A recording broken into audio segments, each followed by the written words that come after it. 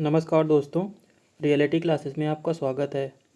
आपके SSC GD के paper में हिंदी बहुत ही इम्पोर्टेंट रोल प्ले करने वाला है, क्योंकि ये बहुत ही स्कोरिंग है और कम टाइम इसमें आपको सॉल्व करने में लगेगा। क्वेश्चंस का लेवल बहुत ही नॉर्मल आता है। इस वीडियो में हम लोग 25 क्वेश्चन सॉल्व करेंगे और सभी टॉपिक्स से हमने क्वेश्चन लिए हैं जो आपके एग्ज़ाम में आने वाले हैं। पहला क्वेश्चन देखते हैं।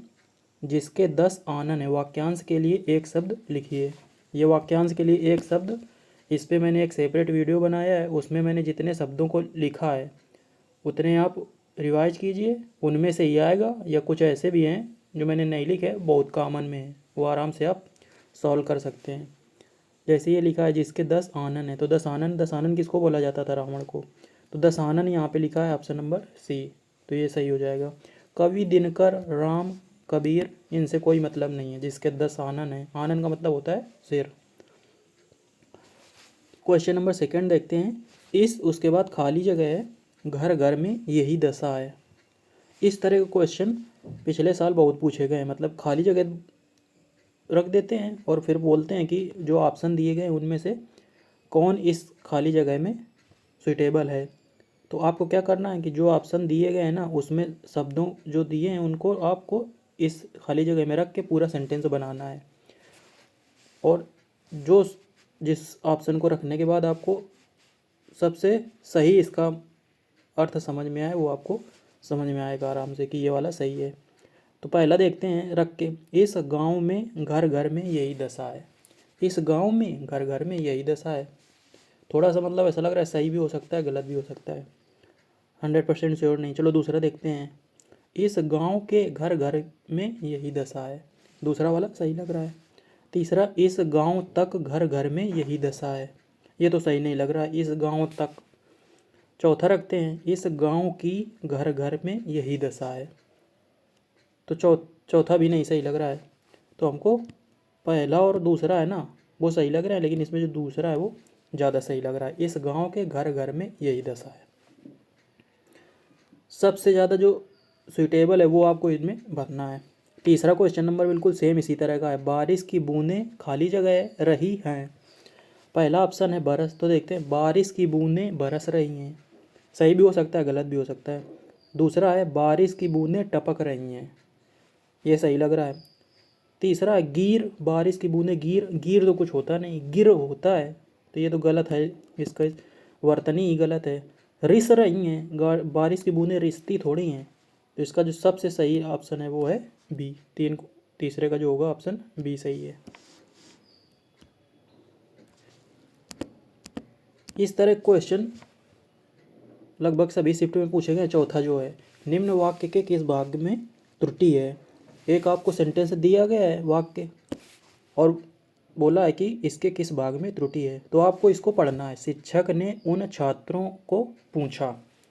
शिक्षक ने उन छात्रों को पूछा, कुछ अजीब नहीं लग रहा? शिक्षक ने उन छात्रों को पूछा थोड़ी, शिक्षक ने उन छात्रों से पूछा, ऐसे होगा। तो इसमें बोला किस भाग में त्रुटि है, तो उन छात्रों को इसमें त्रुटि है, तो ये ऑप्शन सही हो जाएगा। यदि ये सेंटेंस जो दिया गया है वो आपको सही लगे तो एक ऑप्शन इसमें दिया रहता है कोई त्रुटि नहीं है, तो ये सही हो जाएगा। ये आपको ध्यान रखना है। पेपर पढ़ते समय आपको जल्दीबाजी नहीं करनी है, क्योंकि जल्दीबाजी के चक्कर में आप पूरा क्वेश्चन पढ़ते नहीं हैं और बस टिक मार देते हैं। उससे कई बार ऐसा होता है कि आता हुआ क्वेश्चन है ना, वो गलत हो जाता है। पांचवा क्वेश्चन नंबर है, पिताजी मेरे परीक्षा फल से संतुष्ट नहीं हुए।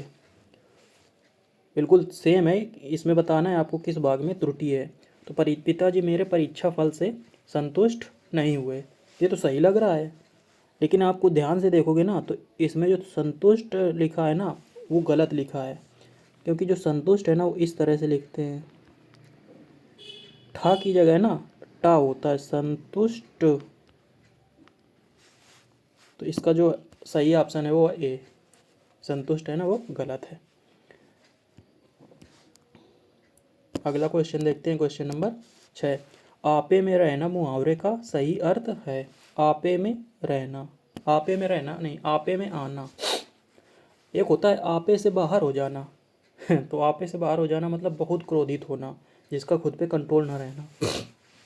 ऑप्शन देखते हैं, होश में आ जाना, दूसरा काबू में ना रहना, बेहोश हो जाना, बहुत गुस्से में आना। तो इसका जो सबसे सही है वो है होश में आना, आपे में आना। आपे से बाहर हो जाना का जस्ट ये अपोजिट है आपे में आना। 7वां क्वेश्चन नंबर देखते हैं, कर्मचारी अपना वेतन नहीं पा पाया। उपर्युक्त वाक्य के रेखांकित भाग को प्रतिस्थापित करने हेतु उपयुक्त विकल्प चुनें। इस तरह से भी आपसे क्वेश्चन पूछे गए हैं पिछले साल।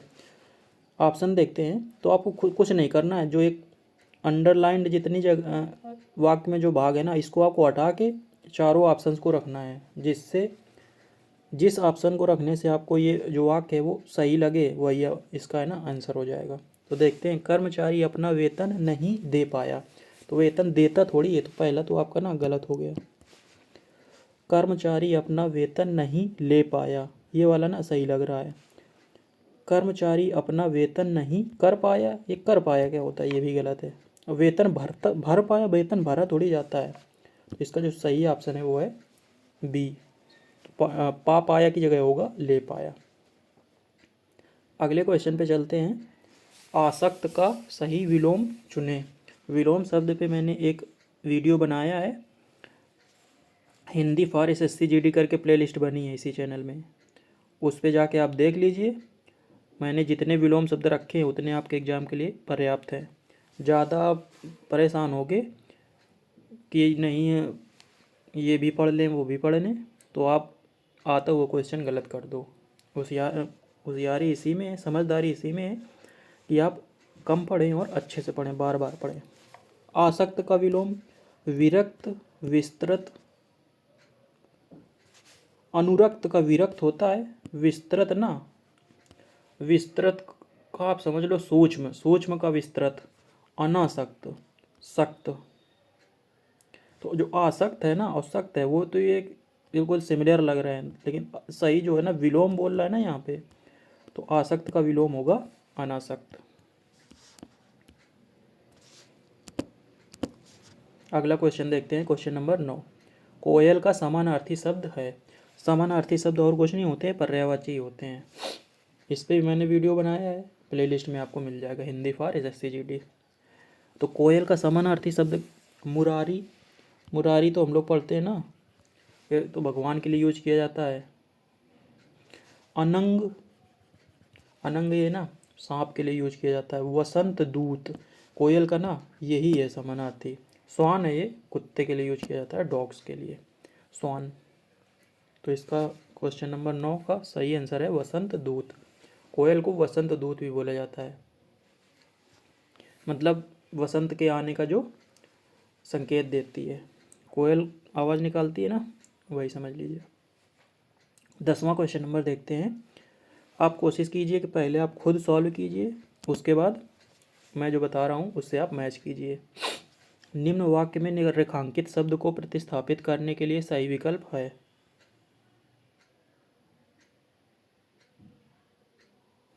इसमें रेखांकित शब्द नहीं है, इसमें रेखांकित शब्द है ना, ये के अंदर है ना, ये रेखांकित है, लगाना भूल गया हूँ मैं।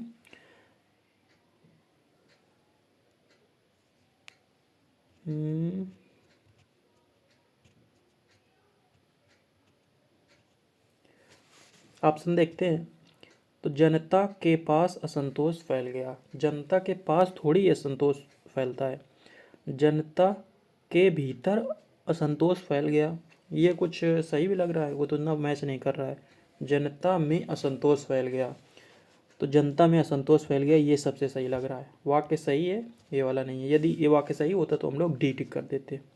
ये लोग ऐसा कन्फ्यूजन क्रिएट करने के लिए डी ऑप्शन भी दे देते हैं कि यदि किसी को लगे यार ये तो सही है तो डी टिक कर दे। जनता में असंतोष फैल गया, इसमें के अंदर नहीं होगा, जनता में होगा। चलिए अगला क्वेश्चन नंबर देखते हैं 11। क्या बोल रहा है, स्वल्पायु के विलोम शब्द को चुनें। स्वल्प आयु का मतलब जिसकी कम आयु होती है, जिसकी कम आयु में डेथ हो जाती है। तो अवस्था अवस्था से इसका कुछ लेना देना नहीं। चिरायु, चिरायु का मतलब होता है लंबी आयु वाला, तो यही इसका सही लग रहा है। चारों ऑप्शन आपको देखने हैं, उसके बाद टिक करना है। ये आपको जरूर ध्यान रखना है कि चारों ऑप्शन जरूर देखने हैं। दीर्घ, दीर्घ तो कुछ सूक्ष्म का दीर्घ होता है। अल्पायु तो स्वल्पायु और अल्पायु तो ये समानार्थक होगा, सिनोनिम। तो आपका बी ऑप्शन सही है। 12 नंबर देखते हैं क्वेश्चन। निम्न विकल्पों में से अशुद्ध वर्तनी वाले शब्द को पहचानें। अब वर्तनी अशुद्धि, इस पे भी मैंने एक वीडियो बनाया है, और जितने मैंने वहाँ पे रखे हैं शब्द, उतने आप प्रैक्टिस कीजिए कि उनसे गलत ना हो, उतने में आपका काम हो जाएगा। बोल रहा है ना अशुद्ध वर्तनी, तो आपको इसमें बहुत आराम से पता चल जाएगा। ज्योतिषी, डार दीची, ये डार दीची कुछ नहीं होता, यही सही है। एक्चुअल में होता है दधीची। ताज्जुब सही है और दशहरा सही है। बोल रहा है ना अशुद्ध वर्तनी, तो हो गया बी। क्वेश्चन नंबर अगले में चलते हैं 13 पे। क्या बोल रहा है, निम्न वाक्य के किस भाग में त्रुटि है। एक वाक्य लिखा है, रमा देवी एक विद्वान महिला थी।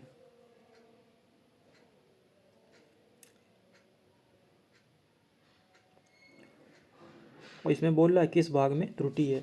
तो रमा देवी जो है ना, ये लेडीज हैं, तो इनके लिए विद्वान नहीं यूज किया जाता है। क्या यूज किया जाता है, विदुषी। तो एक विद्वान है ना, यही गलत है। किस भाग में त्रुटि है, यही है। तो यहाँ पे सही जो होगा वो होगा रमा देवी एक विदुषी महिला थी।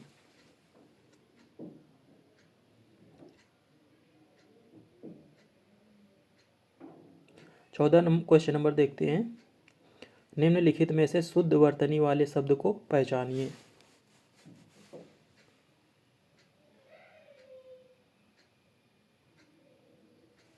चार ऑप्शन दिए गए हैं, कारीगर, बिकारी, भिखारी को बिकारी लिख दिए हैं। औषधि, औषधि नहीं होता है, औषधि होता है। सच, सच कुछ तो होता नहीं। कारीगर जो है ना, ये यही सही लग रहा है। क्वेश्चन नंबर 15 देखते हैं। ठीक परिणाम देने वाला वाक्यांश के लिए उपयुक्त शब्द होगा। ठीक परिणाम देने वाला मतलब जिसका परिणाम अच्छा हो, उसके इस वाक्यांश के लिए एक शब्द देखो। एक ही, अभी इससे पहले एक और आया था वाक्यांश के लिए एक शब्द, इस पे मैंने वीडियो बनाया है, वो आप जरूर देखिए। सुखांत तो जिसका अंत सुखमय हो उसको सुखांत बोलते हैं। सुखदाई, जो सुख देने वाला हो। फलदाई, मतलब फलदाई है ना जिसका फल अच्छा हो। फलक, फलक मतलब अंत को बोलते हैं ना, फलक तक चल साथ मेरे, पृथ्वी के अंत की बात समझ लो, आखिरी छोर तक। इसका जो सबसे सही है ना 15 का, वो होता है फलदायी, ठीक परिणाम देने वाला। बोलते हैं ना कि ये मेरे लिए फलदायी साबित हुआ। 16 क्वेश्चन नंबर देखते हैं। आज इस साल का पहला तूफान, उसके बाद खाली जगह है, तो आपको चार ऑप्शन दिए गए, इनमें से क्या भरना है। तो देखते हैं भर के। आज इस साल का पहला तूफान आया, सही लग रहा है ये। चलो दूसरे भी देखते हैं। आज इस साल का पहला तूफान चला, ये चला तो सही लग नहीं रहा है, बी तो आपका गलत हो गया। सी पे देखते हैं। आज इस साल का पहला तूफान नाचा, नाचा थोड़ी होता है। और डी है, आज इस साल का पहला तूफान उठा। तो इसमें सबसे जो सही है वो है ए, आज इस साल का पहला तूफान आया। क्वेश्चन नंबर 17 देखते हैं। बिना वेतन के काम करने वाला, इसके लिए वाक्यांश के लिए एक शब्द चुने। तो जो बिना वेतन के काम करता है ना, उसको बोलते हैं अवैतनिक। बी ऑप्शन इसका सही हो जाएगा। और वैतनिक मतलब वेतन जिस कार्य के लिए मिलता हो। अपेय मतलब जिसे पिया ना जा सके। और भुगतान विहीन मतलब जिसे भुगतान ना, जिसका भुगतान ना हो सके हो, उसे बोलते हैं भुगतान विहीन। अगला पर्यायवाची आ गया। पर्यायवाची भी मैंने एक वीडियो बनाया है, उसको आप जरूर देखिए। ये जितने भी मैं बता रहा हूँ हिंदी से रिलेटेड एक प्ले लिस्ट है, SSC Hindi for SSC GD. जो ये वीडियो है वो भी उसी प्ले लिस्ट में मैं डालूँगा, तो वहाँ पे आप देख सकते हैं पर्यायवाची की भी। तो बोला नलिन किसका पर्यायवाची है, तो नलिन है ना, कमल का पर्यायवाची है। काफ़ी इंपॉर्टेंट है। ये हो गया क्वेश्चन नंबर 18। अगला क्वेश्चन नंबर देखते हैं 19। क्या बोल रहा है, कांटों पर लौटना मुहावरे का सही अर्थ चुने। संकट में डालना, बाधा दूर होना, बेचैन होना, अड़चने पैदा करना। तो कांटों पर लौटना का सही जो अर्थ है वो है बेचैन होना। अब ये संकट में डालना थोड़ी होता है, कांटों पर लौटना, खुद ही कांटों पे लौट रहे हो, इसका मतलब ये है ना खुद ही कष्ट सह रहे हो, बेचैनी में हो। बाधा दूर होना, ये बाधा दूर थोड़ी हो रही है। अड़चने पैदा करना, इसको क्या मतलब है, कांटों में लौटना, अड़चने पैदा करना, कुछ इससे मैच नहीं कर रहा। क्वेश्चन नंबर 20 देखते हैं। मैं गाने का कसरत कर रहा हूँ कसरत को आपको रिप्लेस करके बताना है कि कौन सा इन 4 ऑप्शन में से सही यहाँ पे फिट होगा। तो गाने का क्या किया जाता है, अभ्यास किया जाता है, ए ऑप्शन इसका सही हो जाएगा। व्यायाम थोड़ी करेंगे गाने का, समर्पण ये भी नहीं, कोई बदलाव नहीं, नहीं कसरत है ना, वो गलत है। तो मैं गाने का अभ्यास कर रहा हूँ, 20 का ए सही हो जाएगा। अब आगे आपका 21 से लगा के 25 तक क्वेश्चन नंबर पे ना पैसेज दिया गया है। तो इसमें 2 तरह से क्वेश्चन आते हैं, या तो आपको इस तरह से खाली जगह दे देगा, या तो आपको पैसेज पे बेस्ड क्वेश्चन पूछेगा। चलो हम लोग पैसेज दे लेते हैं। कॉम्प्रिहेंशन लिखा है ना, उसका मतलब हिंदी में पैसेज होता है, इंग्लिश में भी इंग्लिश का पैसेज होता है। नीचे दिए गए, ये लाइन पढ़ रहे हैं हम लोग, इसमें इंस्ट्रक्शन क्या दी गई हैं। नीचे दिए गए गद्यांश में से कुछ शब्द हटा दिए गए हैं। ये जो नंबर दिए हैं ना, खाली जगह 1 2 3 4 5, इन्हीं पे 5 क्वेश्चन बन गए हैं। देखो 3 लाइन का ये गद्यांश है और 5 क्वेश्चन इस पे आए, बहुत ही ईजी है। गद्यांश को आपको पढ़ने में टाइम लगेगा, यहाँ इसको पढ़ने में भी टाइम नहीं लगेगा। नीचे दिए गए गद्यांश में से कुछ शब्द हटा दिए गए हैं। संबंधित प्रश्नों में प्रत्येक संख्या के लिए उपयुक्त विकल्प चुनें। तो जैसे 1 नंबर है तो बोल रहा है गद्यांश 21 नंबर जो है, गद्यांश के रिक्त स्थान 1 के लिए सर्वाधिक उपयुक्त शब्द चुनें। तो यहाँ पे है ना, ये जो 4 ऑप्शन आपके दिए गए हैं ABCD 21 नंबर में, तो इन ABCD में से एक पे कौन सा आएगा। तो कह रहा है खाली जगह को सबल बनाने के लिए हमें नियमित करना चाहिए। तो यहाँ पे ना हृदय को सबल बनाने के लिए, शरीर को, परिवार को, काम को सबल बनाने के लिए, परिवार को सबल बनाने के लिए, ऐसा कुछ नहीं है। तो शरीर को सबल बनाने के लिए, यदि आपको एक से ना समझ में आए तो आप दूसरा भी 22वां भी ले लीजिए। 21 22 एक साथ देखिए। तो जैसे 21 22 एक साथ देखेंगे ना, तब आपको समझ में आ जाएगा कि जैसे यहाँ पे ए पे हमने शरीर ले लिया, तो शरीर को सबल बनाने के लिए हमें नियमित क्या करना चाहिए, व्यायाम, भाषण, खाना, सोना। व्यायाम करना चाहिए, सोना तो गलत लिखा भी है। तो अपने आप पता चल गया कि शरीर को सबल बनाने के लिए हमें नियमित व्यायाम करना चाहिए। तो 21 का बी सही हो गया, 22 का ए सही हो गया। चलते हैं क्वेश्चन नंबर 23 पे। गद्यांश के रिक्त स्थान 3 के लिए सर्वाधिक उपयुक्त शब्द होगा। वेशभूषा, कार्य, व्यवहार, स्वास्थ्य। पढ़ते हैं। सुंदर के लिए हमें खेलना, दौड़ना, चलना, कूदना और फिर खाली स्थान चाहिए। ये पूरा एक ही सेंटेंस है। तो सुंदर, अभी ऊपर शरीर की बात हो रही है, तो सुंदर किसके लिए, सुंदर वेशभूषा के लिए, कि कार्य के लिए, कि व्यवहार के लिए, कि स्वास्थ्य के लिए। तो यहाँ पे स्वास्थ्य की बात हो रही है ना, व्यायाम। तो सुंदर स्वास्थ्य के लिए हमें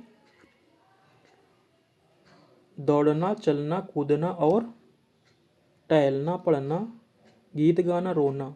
तो शरीर के लिए, सुंदर स्वास्थ्य के लिए हमको क्या करना चाहिए, टहलना। तो जो 23 में हमने क्या भरा, स्वास्थ्य, 24 में क्या भरा, टहलना। तो 23 का डी सही हो गया, 24 का ए। आखिरी क्वेश्चन नंबर देखते हैं। गद्यांश के रिक्त स्थान 5 के लिए सर्वाधिक उपयुक्त शब्द। तो पहले ये ऑप्शन देख लेते हैं। खेलों, मजाक, कसरत, बातचीत। अतएव हम सभी को विद्यालय में होने वाले में भाग लेना चाहिए। तो विद्यालय में होने वाले खेलों, मजाक, कसरत, बातचीत। तो कसरत थोड़ी होती है, मजाक में भाग लेने से क्या स्वास्थ्य बनेगा, बातचीत में नहीं, खेलों। तो इसका 25 का ना वो ए ऑप्शन सही है। बहुत ही इजी था, कोई दिक्कत नहीं है। आपको टाइम का आपको ध्यान रखना है और क्वेश्चन को सही से पढ़ना है। उम्मीद है आपको क्वेश्चंस अच्छे लगे होंगे, बिल्कुल इसी लेवल के होंगे। आपका पेपर 10 जनवरी से शुरू होने वाले हैं, 1 सप्ताह का टाइम बचा है। तो आप अभी जितना समय बचा है उसमें अपना पूरा प्रैक्टिस कीजिए। चलिए मिलते हैं अगले वीडियो में, तब तक के लिए नमस्कार, धन्यवाद।